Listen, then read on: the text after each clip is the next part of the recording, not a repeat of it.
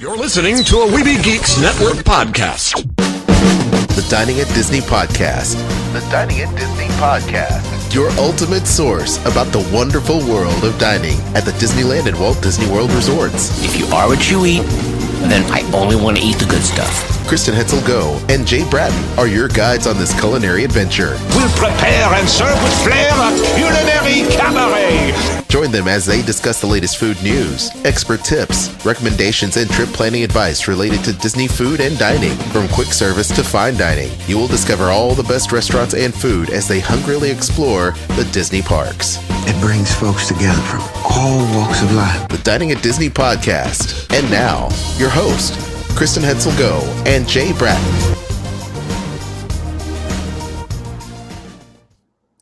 It is Dining at Disney podcast. I'm Kristen. With me is Jay, and we are your ultimate source for all things delicious dining at Disneyland and Disney World. How's your week been, Jay? Pretty good. Thank you. Anything exciting going on? Well, I was at Disneyland yesterday, so that was good for the most part, and got to try some new things, and went to some places that I had not been to before, surprisingly, and nice. tried some new dishes. Yeah, there's a place above the Wine Country Trattoria, and it's called the Terrace. Oh boy, I'm just trying to think of the name of it. Have you been up there, the Terrace? I have, and I can't think of the name. Right. And that was the first time I had ever been there. Oh, really? Yeah, which is interesting. It was fun. It was cool. I didn't realize, just kind of randomly through various Facebook sources and stuff like that, I stumbled on it, and I said, well, hey, give it a shot and see what's up. And I was not disappointed. It was great. It was a good time. Did you do one of the wine flights?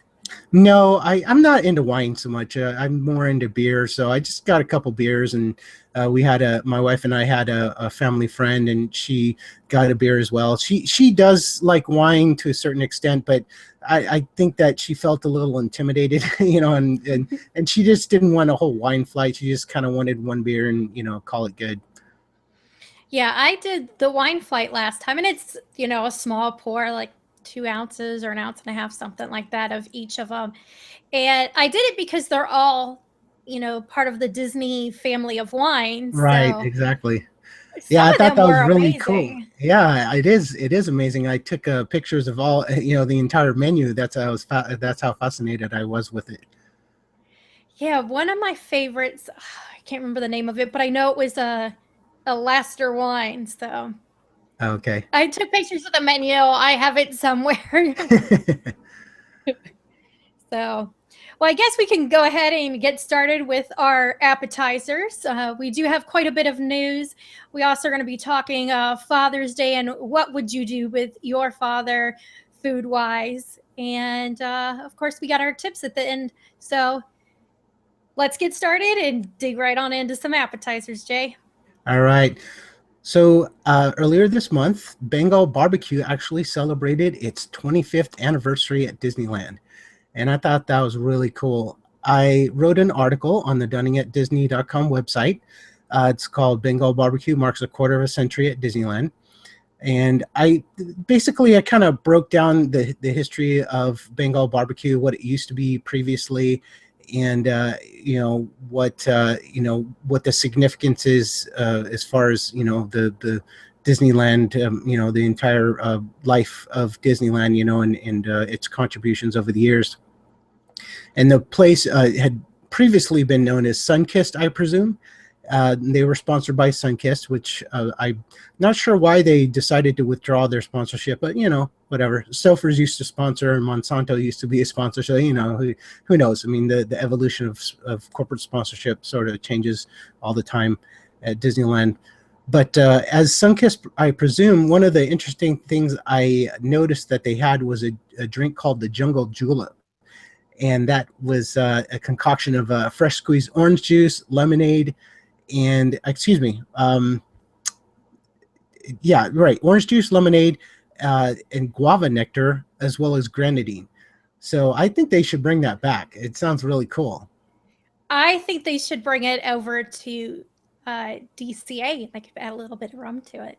Sure, there you go. Exactly. And apparently they also had some hot dogs and sandwiches, just probably like just kind of quick service little things that are pre-made items. And then they were purported to have some kind of donut that was like special. It was different, whatever that meant. I'm not sure, what exactly that was, what it consisted of, but I doing some historical research on it, I really couldn't find anything that delineates, exactly, the what made it so special. So anyways, regardless, I mean, it's a interesting history. And I also found out that, on the Mark Twain riverboat, they used to serve mint juleps on board. And this was Cool. the location. I know they should bring that back as well, that tradition. I know. And yeah, this was the location that they created all the drinks, and then cast members would actually have to take trays of the drink over to the Mark Twain from Sunkist, I presume, which is now Bengal Barbecue. So that's kind of a distance. I mean, if you think about it, going to the boarding area where Mark Twain is, and between there and Bengal Barbecue, and then trying to get around the crowds and stuff like that. So anyhow, Yeah, that doesn't seem like that would have been very easy to do, but right. it'd be cool to drink some mint juleps on the Mark Twain. Oh yeah, they used to do live jazz and everything on the Mark Twain. So it's just I think guys have that cool stuff that we don't have stories like that out this way. Right. Well, the thing is I believe nowadays it's just not feasible. The park, is so Too many crowded now. people. Yeah, and they got to fit in, guests wherever they can, basically. So anyhow, It's a shame. But what's funny is the Mark Twain is voiced by Stephen Stanton, and I've interviewed him a few times. He's a really, really nice guy. But the first time I was there, and I was by myself, just walking around the park. I all of a sudden was like, I hear Stephen's voice, and of course it's him voicing Mark Twain. So it's just always funny to me every time I walk by that now and I hear that voice. I'm like, I know him. that's awesome. So Always a treat to know, like, people. It's funny because people that we revere and sort of put up on a pedestal, so to speak, if every day, like if Bob Gurr were to go to the grocery store, I'm not sure if 90% of the people would actually recognize him. They'd Oh, be yeah. like, oh yeah, it's just some elderly guy going grocery shopping, whereas if we saw him, I mean, we just like all fall over ourselves and just like, can I get your autograph? Can I get a picture? have you met Bob? Yes, I have. Yeah, he's really nice. Yeah, he is very nice. He's a very Very sharp too. he's extremely sharp, and he's I just, there's like, in his presence, I kind of felt like, he's like my grandpa, what I mean? Like, he has that air about him. Like, he's just so wise, so calm, and, knowledgeable. I mean, it's just, he has a really great personality. Yeah, he does. When I met him, it was actually his 80th birthday, and it was during D23 had done Sip and Stroll during Food and Wine Festival a few years ago, and it was during that I got to meet Bob. And yeah, he sat around just drinking and having fun with everybody and answering all kinds of questions people had for him. And somebody had asked him about car technology, and he's like, "Oh, that's like 5-10 years old. That's nothing new." And of course, it's stuff we're just now hearing about. That's cool to the rest of us, but being that was his field, Right, exactly. all that stuff ahead of time. Yeah. And in other news, we already know Smoke Jumper's Grill had opened up, but I didn't realize that the Imagineers had created this whole backstory to the restaurant. And they released something on the Disney Parks blog providing all this information. And I won't read the entire thing, but I'll just basically, apparently it was like a local Sierra Nevada couple. And the guy was a former World War II pilot and parachutist. And he created the Bear Paw Basin Smoke Jumpers. And I guess his wife had supplied the delicious meals to the men after their long, exhaustive days. So, yeah, it's interesting. I mean, I'm not, I just feel that Smoke Jumpers is lacking. They really need to bring some barbecue there because they don't really have anything. Well, let's see, I'm trying to think. I mean, they have like certain menu items, at particular restaurants that are barbecue, but they don't have like a dedicated barbecue place, and that's what they really need at DCA. Yeah, I'm surprised that they didn't have things like the turkey legs and some ribs and baked beans and that kind of stuff on the menu. Right. Oh well, it's all good. Anyways, for the whole story, you just click on the link in the show notes, and it'll take you to the Disney Parks blog, and you can read the entire story yourself. Last little bit of news item. It's actually not news per se because it's not a new item. It was introduced last year. It's the passion fruit macaroons, and I noticed that they just brought them back recently, and I had one yesterday.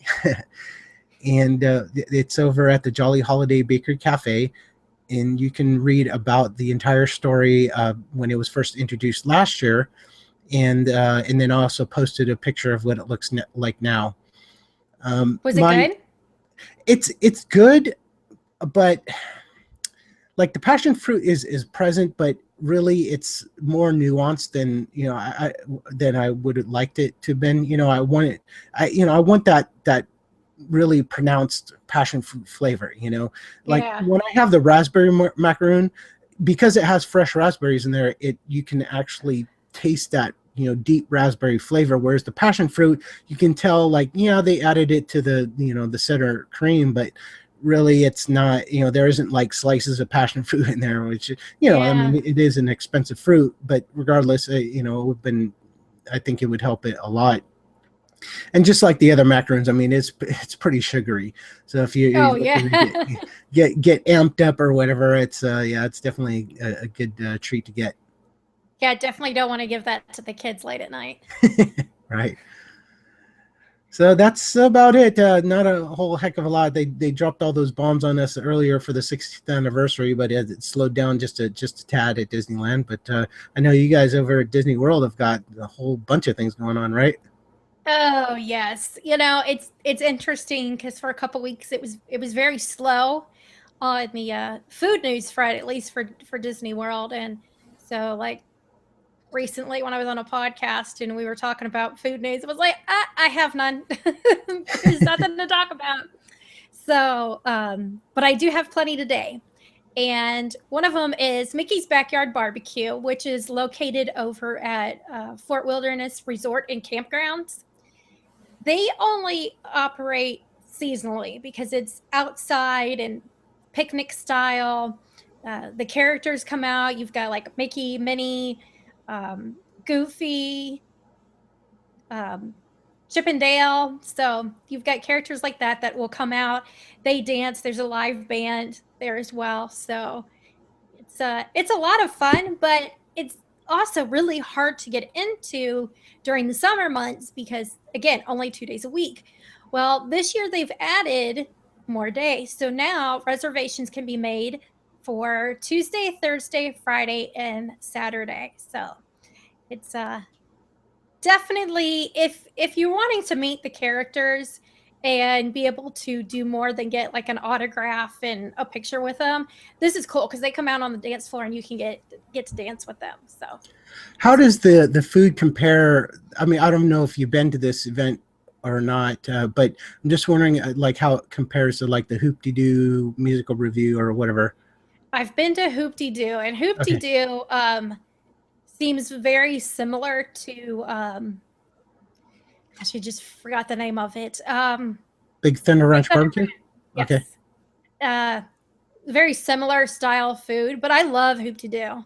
Okay. The first time I went, I live in the South, but I was not born and raised here. So Right. I'm not really into country cooking. And a friend of mine, she was like, I don't know if you'll like it. It's kind of a cheesy show, and you might not really like the food. It's pretty country. I loved it. Best ribs I've ever had. They just like fell off the bone.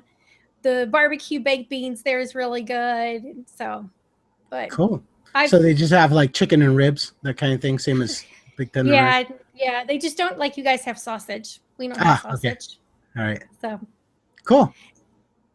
Let's see. Other news. The Vivoli Gelateria will be opening soon in downtown Disney, which soon we'll be calling Disney Springs.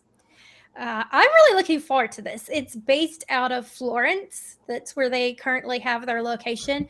And this is going to be the first one that they open in the United States. If you want to visit the original one and you're going to be in Florence, it's actually located near Santa Croce, which is their basilica. It's right on the square. I somehow missed this when I was there. So like last year or the year before. So I'm really looking forward to trying this. Since, I mean, this is going to be, really authentic, which is nice to get because, how many people can afford to travel to Italy, especially now that flights are so expensive to go overseas. So this is one of those really nice ways to get to try a little bit of Italy without having to travel over the big lake. But some of the things you can try here, in addition to the gelato, they're also going to have some paninis, biscotti, espresso, and tarts. And some of the ingredients will be imported from Italy. So that's even cooler. It seems to me that this Disney Springs area is becoming sort of like a mini Las Vegas. All these, world-renowned chefs and eateries and things like that are opening up shop in that district there. Oh my gosh, there's like more and more and more all the time. They're always announcing something. So it's amazing to me the number of places that they're coming, and I'm really glad they're finally doing something with Pleasure Island because it's been a wasteland for so long, and to finally have them putting in, nice shops and tons of restaurants. Of course, that just means I have to make trips down more frequently to go eat, but I've got my whole list of places that I'm going to have to hit as they open up. Like, I'm trying to keep track of all of them. I'm like, oh, wow. But hopefully soon I'll be able to try the gelato in that place. But you're right. Yeah, a lot of, because we got Morimoto's there. The Edison, which is out where you are. Have you ever been there? No, I have not. Okay. I was just wondering what it was like. It looks really cool from the photos. So, but yeah, lots of good stuff going on in downtown Disney. Let's see. Also, I have going on at Four Seasons Resort Orlando, which I'm sure a lot of people don't think of it as being Disney, but it is actually on Disney property. So I consider it to be a Disney restaurant. But they're going to be doing a special dinner, and it's going to be taking place Thursday, June 25th at 6:30 in Plancha. So it's going to be $125 per person. That does include the tax gratuity and the parking. And it's going to feature Markham Vineyards, and Brian Del Bondio is the president of that, and he's going to be there for that 4-course dinner. I haven't been there yet. I've been over the hotel. I've been up to Kappa and had some drinks there, but I haven't been in the in that particular restaurant. And I have another story that does relate to Four Seasons. And right now there is a contest going on. And Anna Mitchell, who works for Four Seasons, she's taking part in the contest. It's called Make Mine a Martini. She's created one called Empire of the Sun. It's currently available in the lobby bar, and the contest is going to be for the most creative martini. So what they actually win is really cool. They win a trip to Spain. Oh, wow. That's amazing. Yeah. So if anybody wants to help her make her way over to Spain, you can go and find Four Seasons Hotels and Resorts on Facebook, and you can vote from there. So it's pretty cool. You'll be able to also click on the links and stuff like that from the website to be able to vote too. And also taking place nearby is at Hilton, Orlando Bonnet Creek. This coming weekend is Cupcake Lovers Weekend. Oh my gosh, I cannot imagine how many calories you would consume at this particular weekend, because they're doing what's called the big cupcake reveal, and you get to guess how many cupcakes can fit into a 7-foot tall cupcake. Wow. They're doing a cupcake bar where you can stop by the lobby's coffee and sweet shop and pick up some cupcakes. They're doing for the kids. This is really cool. I'm like, I want to take part in this. It's kids get a chance to decorate their own cupcakes. They're going to be doing a cupcake walk, which is going to be taking place around the pool. They're going to have a cupcake display that their pastry chefs have made, and then guests can also vote on those as well. Cupcake martinis. There's also going to be savory cupcakes. So a lot of fun going on over at Hilton Orlando Bonnet Creek. And again, that's June 19th and the 20th. I know, it seems like I'm like going on and on about all these things, and there's so much to talk about. I feel like I'm like talking to myself because I'm going news story after news story. Yeah, well, I was actually gonna pop up a window here because I had gotten a photo over at the Jolly Holiday Bakery Cafe. They have a display of their anniversary cupcakes. And well, it's actually not the cupcake, all the cupcakes, but it's a shot of one that's like a large giant one. So I'll just put that up on screen real quick. But it's this thing right here. I mean, look at that gigantic display. So oh my gosh, I'm wondering how many real cupcakes fit in that sucker. I bet you could put mini me in there. Yeah, I'm telling you, it's pretty cool. So yeah, that's a good sized cupcake. Yeah, it is. You have to be really hungry.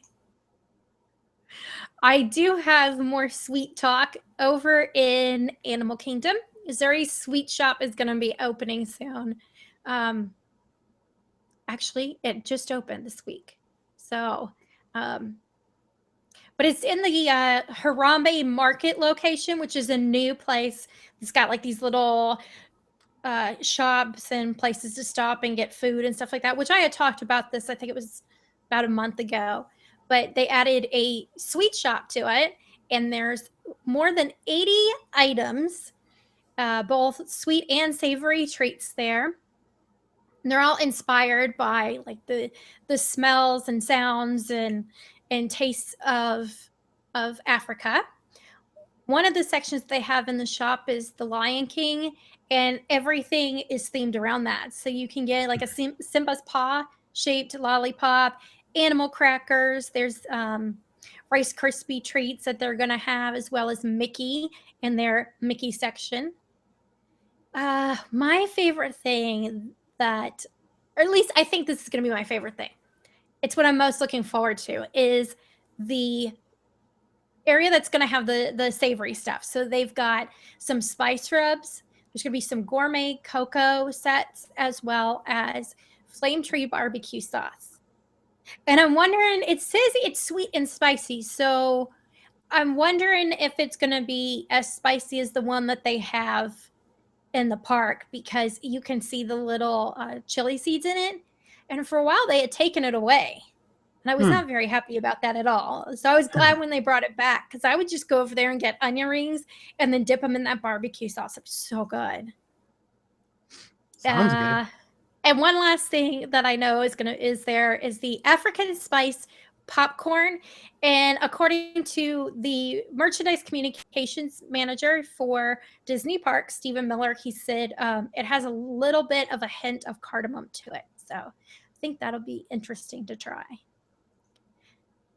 All of these food things that they come out with at Disney World are so dangerous for me, because I'm like, just more money. I go there and I have to spend on food. Like, I know you're feeling. Oh my gosh. And with all the expansions and adding of things lately, I'm like, this is getting out of control with Disney food for me. Like, I'm going to have to go and stay at somebody's house. Be like, please let me stay here so I can afford food. To us, it gets really expensive after a while, as you know. Oh, I know. I mean, you could easily like spend $100 on food and drink in the park and think nothing of it, you know?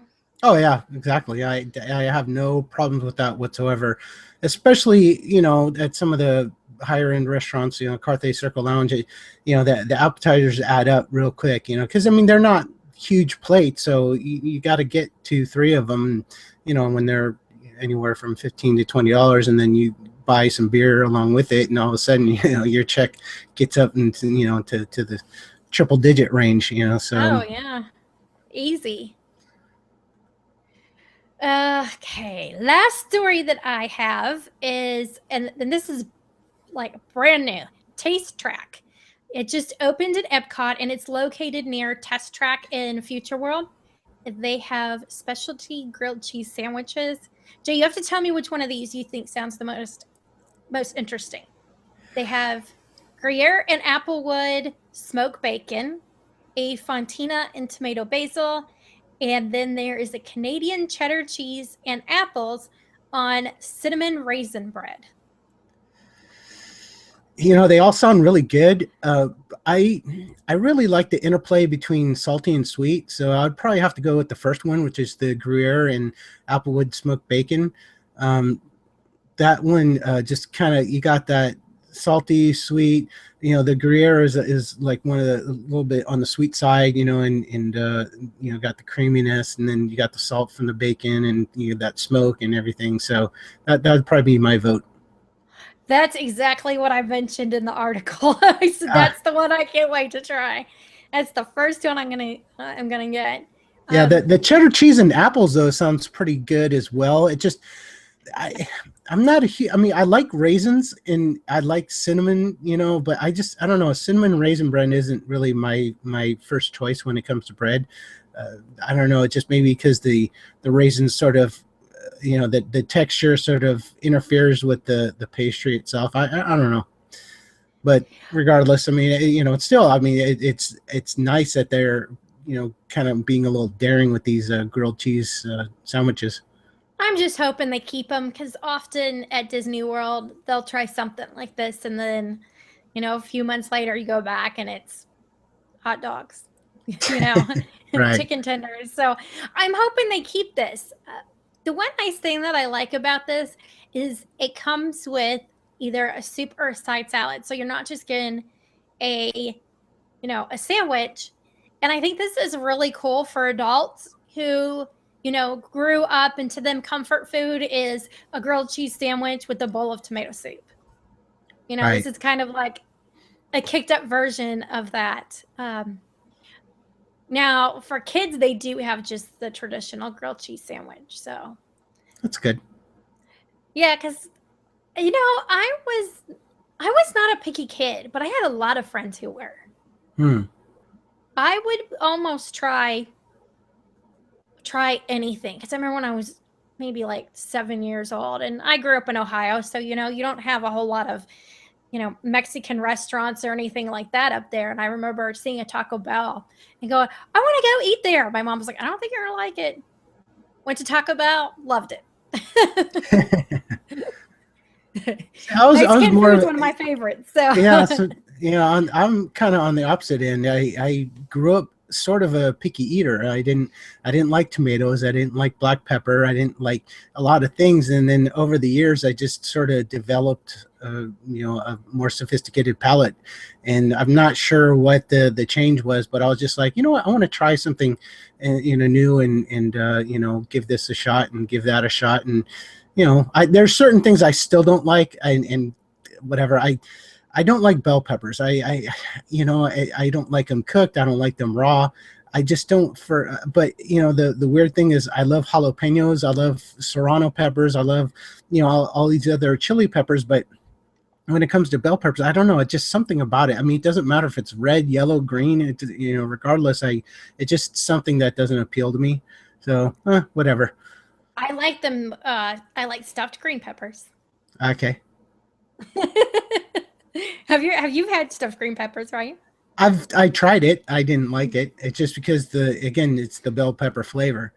So, but Yeah, see, but it's not like, if somebody put something in front of me with bell peppers, I'd turn it down. I'd just I'm always willing to give it a shot again. If I don't like something, I'm still going to try it. And maybe it won't be, I may still not like it, but at least I'll give it a shot, There's only one thing that I know that I won't try again ever in my life, and I just had it the other day, is a durian fruit. Oh my gosh. Ugh. what is it? Durian, Durian, durian. You can look it up. It's a fruit. It's out of primarily Asia, Southeast Asia, China, that kind of thing. And you have to have a very unique palate to like it, in my opinion. I mean, we all grew up in different cultures and stuff like that, Yeah. but it's you ever seen the show Bizarre Foods with Andrew Zimmerman? I have, and I just can't get into his show. But then Right. Well, I also know that he's sick most of the time from eating that stuff, and he plays it off cool on TV, and then the next day he's got is sick. So. Right. Well, yeah, one of the things that he doesn't like either. I mean, durian is his kryptonite as well. I mean, he says he's willing to try everything, but durian he just won't. But anyways, regardless, Wow. yeah, it's What it's is a pretty powerful thing. What is its flavor? It tastes like sweaty gym socks that have been marinating at the bottom of a laundry basket for about 2 weeks in the hot sun. Yeah. Ew. Yeah. Does it smell that bad? It smells horrible, and once you taste it, and I don't want to get gross here, but I kind of had a little, almost a gag reflex, and just really, yeah, it was really bad. So anyways, but I mean, I'm not gonna dissuade anyone who's a daring eater to try it, but yeah, definitely it's not the most appealing food to me. I've then heard of it. That's why I was asking you also if it smelled bad, because several years ago remember seeing something about a fruit that smells Yeah, they ban it disgusting. they ban it on certain flights coming out of Asia and stuff like that. Wow. Yeah. Yeah, Pretty bad. you might make people sick. So Yeah. that is all the food news that I have. So I guess it is now time to get on to the main dish, our featured story. I'm going to let you start off. And so what would you do with Dad, full day, meals, snacks, what have you, at Disneyland? Okay. Well, for me, my father unfortunately passed away, but if he were alive today, I would take him to Disneyland and take him on a culinary journey where calories do not count, because I'm gonna make sure that he gets the manly man stuff. Okay. Start out the day at Steakhouse 55, and we'll get the New York steak and eggs. That's a 7-ounce Angus steak with 2 eggs, served any style with toaster, bagel, and their roasted potatoes with peppers and onions. Then for lunch, I will be taking him to Hungry Bear. And I know Hungry Bear's, not the most fancy place, but at the same time, they have, they have the fried green tomato sandwich, which I think he would have liked, actually. And if not, then, there's always the Pioneer Chili Cheeseburger, which I definitely know he would like. And that's the 3rd-pound Angus burger with the home-style chili and cheese. And then they got the onion ring on top. And I know for certain that he would love the onion rings there, because I love those onion rings. It's my favorite. And then for snack in the afternoon, stop over in Fantasyland and grab a turkey leg, and we can just get get all like carrying around a club, and just feel like like medieval times, and like we're going there and gonna go joust or something, So, and then I think for dinner, I was debating, and because you had full meals, for breakfast and lunch, I didn't want to get something too heavy. So I was thinking of a good spot where to get something substantial, but also have a great view. And the best place for me would be the Cove Bar. And my dad didn't drink, but I have a beer and stuff like that. And I really love the lobster nachos. And they have other things here. They have some sliders, and they have the flatbreads and stuff like that. But those lobster nachos, it's a generous portion of nachos. And I love that I can get the little serrano peppers, sliced serrano peppers on the side extra. And so that to me is, the perfect, it's the perfect spot. And, go during the when it's dusk and everything, and see, the whole, water, across the bay and everything, and look, you get Mickey's Fun Wheel, and just the whole lights, the ambiance and everything like that. It's a perfect setting. I like that plan. Yeah. I've been to the Cove Bar a few times. Yeah. It's a great place. I liked it. That's fun. So let's see. What would I do? Okay, so I'm going to go with starting the day off at Boma, which is over at Disney's Animal Kingdom Lodge for breakfast, because they have this like corned beef hash at breakfast that is so good. And then they have a passion fruit, orange, I think it's pineapple, orange, and guava, I think is what it is. Right, pog. Yeah, in Hawaii they call it pog. Yeah. Right. That's always good. I like that. Yeah, it's awesome. Very refreshing. So I definitely have to start off with that. It's buffet, so he'll be good for a few hours before he wants to eat anymore. Then we'd have to go to Epcot, because that is the best place to snack all day. And definitely have to do a beer and pretzel in Germany. Let's see, what else would we have to get? Maybe stop in Le Cellier and have some Canadian cheddar cheese soup with one of their, they've got like a beer, and I can't think of the name of it. Tres Pistoles, that's it. And it's a higher gravity beer. And so we'd have to have that, because that's pretty good. And we'd have to end the day having dinner in Beer Garden. That was his favorite meal the one time that we went as a family. And being German and all, that's definitely has a lot of things on the menu that he likes, like cucumber salad, cabbage salad. There's schnitzel, sausages, sour Brattain, red cabbage, spatzel, all that kind of yummy stuff. And then, of course, you have to end with Black Forest cake. So, and you have to have a big liter of beer. There you go. And you do the chicken dance thing and have a good time. Oh, that restaurant is so much fun.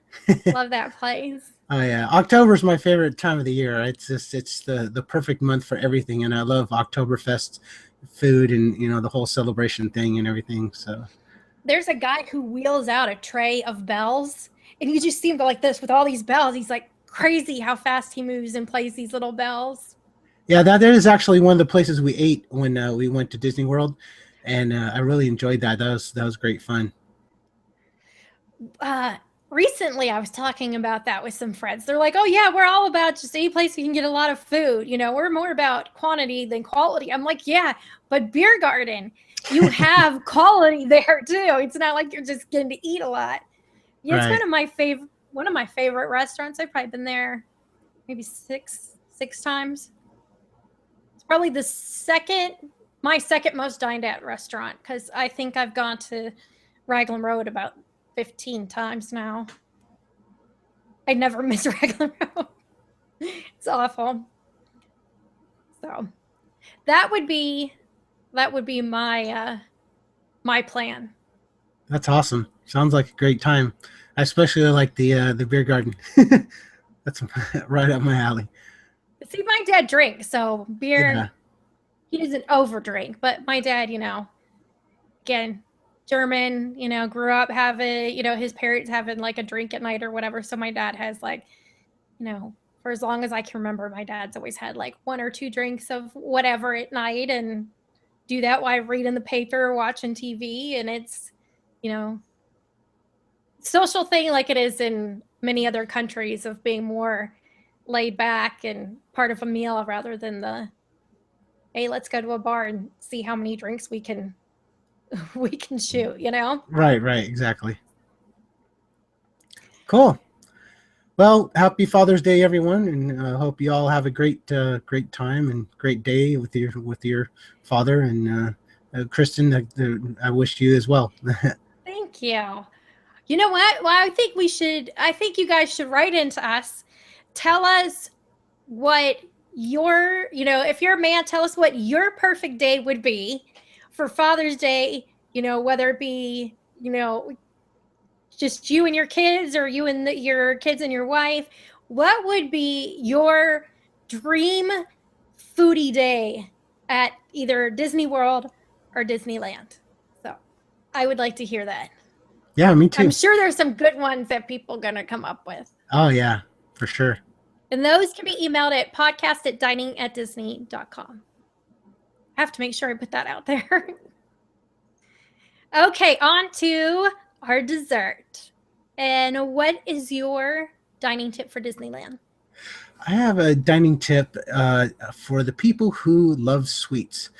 So if you kind of need a little sugar fix, and you got the little sweet tooth thing going on, and you're at Disney California Adventure, you can go and you don't have a lot of money. That's sort of like the catch. I mean, you can get sweets anywhere, right? I mean, you can get the cupcakes and the lollipops and candy and so forth and so on. But if you're on a real strict budget and you're like, I don't want to spend a lot of money, but I do want to have a little something sweet, you can go by the Ghirardelli soda fountain and chocolate shop. And the little chocolate waffle cones, the chocolate dip waffle cones that they put the ice cream in. Well, you just get the waffle cone itself with the chocolate dip, and they sell it to you for $1. I didn't know you could just buy the cones. Just the cone only, yeah. I never would have thought of that even. Yeah, I actually inquired. No one has gotten back to me from Disneyland yet, but I'm just wondering if that's the same applies to Clarabelle's hand-dipped ice cream and the Gibson Girl ice cream parlor.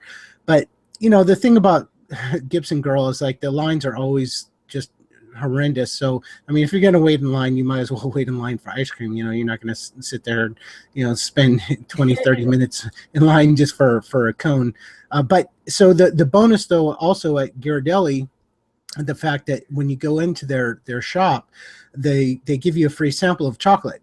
So there you go. You scored an extra bonus. You get a free chocolate and you get a waffle cone for $1. So it's a good deal.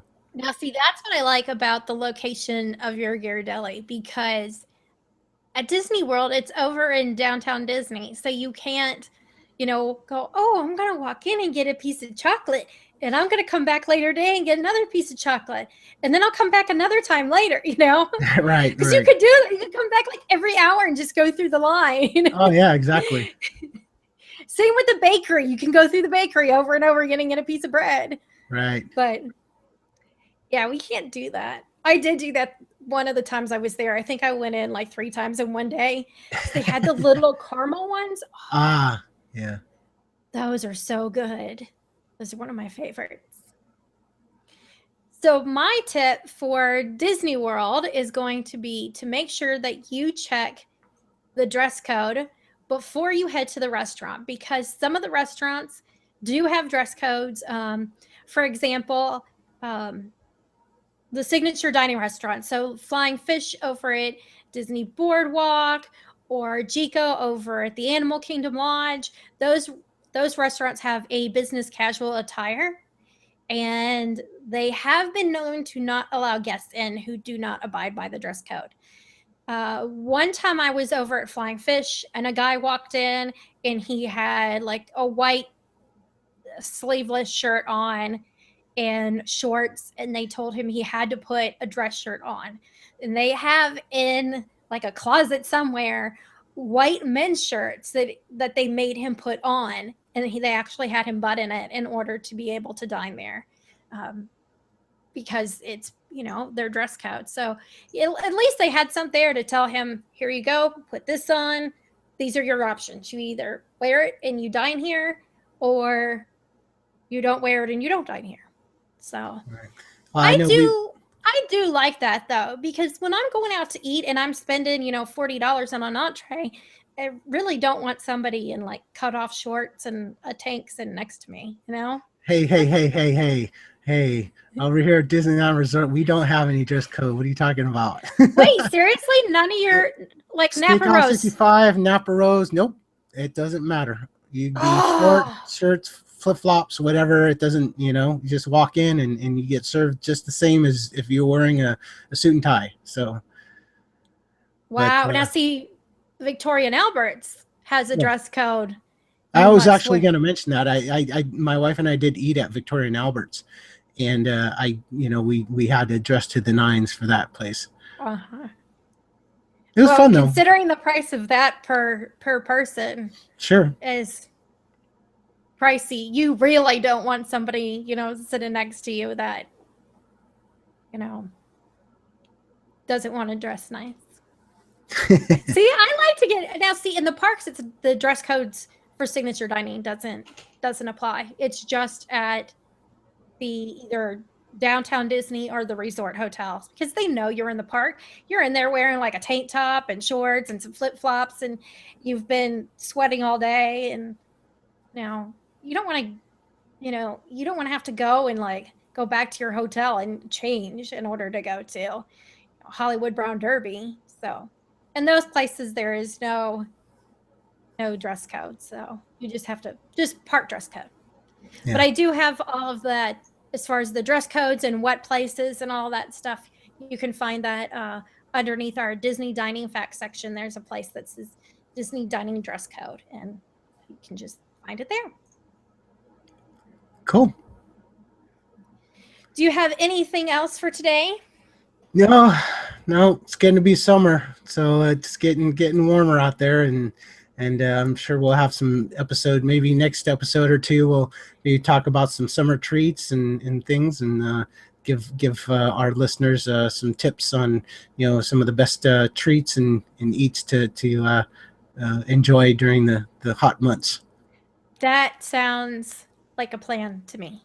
So yeah, so next time we're going to talk summer. We'll even have some like our dessert section. We'll have some in general tips for being at the park when it's hot, because it's definitely hot here where I am, and I'm not even in Florida yet. I looked at the weather yesterday, and it was hotter here than it was in Florida. I was Wow. like, yeah, it said like there feels like the temperature was like 92, and it said Nashville was 99. I'm like, no. I'm not ready for this yet. I'm never ready for that. And somebody who's out your way was complaining about that it was going to be really hot in a day. And I looked, and it's like a high of 85. I'm like, that's not hot. Yeah, we're anything above like 80 degrees where we whine and moan out here in California. So it's just, we're spoiled. You know, what can you say? Oh, yeah, because you guys have like the most beautiful weather anywhere. Yeah.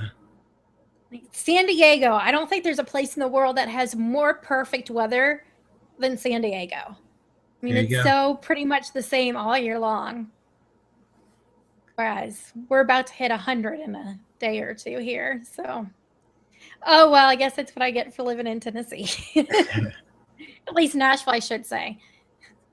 Out east, it's actually it's much nicer out east than it is in Middle Tennessee.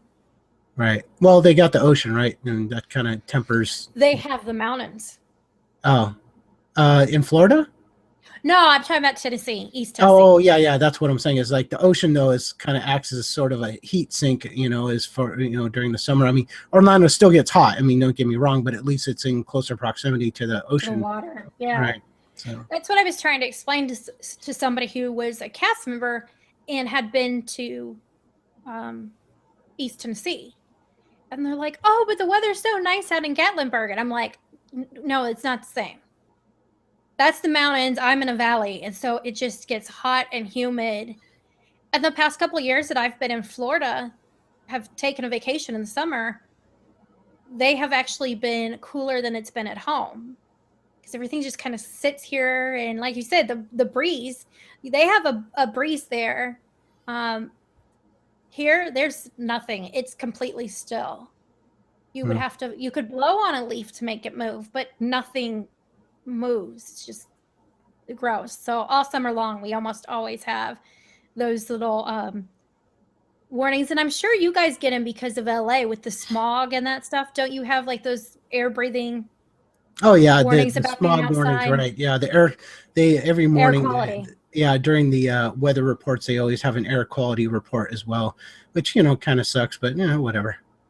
Yeah, we always have those in the summer here just because of the humidity and the lack of wind. But yeah, as we get completely off topic now. So Jay, we're going to go ahead and wrap this up. And why don't you give everybody your information where they can find you? Well, on all the social media accounts, Twitter, Facebook, etc., you can find me at Magical Food Tour, also magicalfoodtour.com. And if you're interested in listening about the Disneyland Resort specifically, you got to check out me and my boys on the Diz Geek podcast, and you can find that at dizgeek.com. And on Twitter, it's at Diz Geek Podcast. As far as myself, you can find Dining at Disney on Twitter, Facebook, Pinterest, and Instagram. On YouTube, you can find it under The Dining at Disney. Of course, that's where you can watch the live version of the podcast. And if you want to download this, which of course you do, you want to download, you want to subscribe, and you want to give Jay and I 5 stars, because that would be very nice of you to do. You can find us on iTunes as well. We, of course, love to get feedback. So, you can email us at podcast@diningatdisney.com. You can also give us a call and leave us a voicemail that we can play on the show. And that phone number is 614-992-3237, which is DADP, of course, for Dining at Disney podcast. Let's see, what else am I forgetting? I know I'm forgetting something. Weeby Geeks. We are part of the Weeby Geeks network, so make sure you check them out at weebygeeks.net. And you can always pick up my book. You can buy stuff on our little affiliate links, and that way you can help us out here. And of course, you can find Jay's site there as well. We've got an icon for that, and special code. So there you go. Get your discount codes. Discount codes. Anyone discount codes. Discounts are always nice. So yeah, do that, people. Well, until next time, I'm Kristen, with me is Jay, and bon appetit.